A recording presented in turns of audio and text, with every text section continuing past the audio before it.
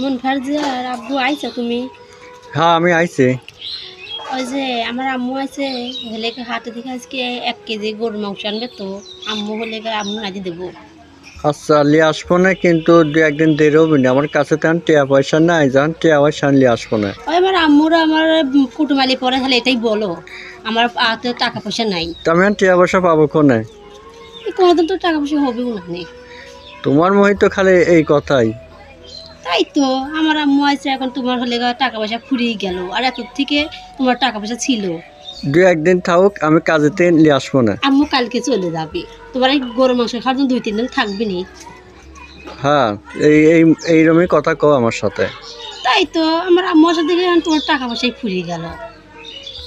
আচ্ছা তোমার গরু মাংস আনা লাগবে না নে। তোমার আম্মু তাই দিয়ে খাই চলে যাবে নি। আচ্ছা যা মনে চায় তাই করো গা, আমার করার কিছু না। আমি টেকা নেই, আমি কিভাবে নিয়ে আসবো?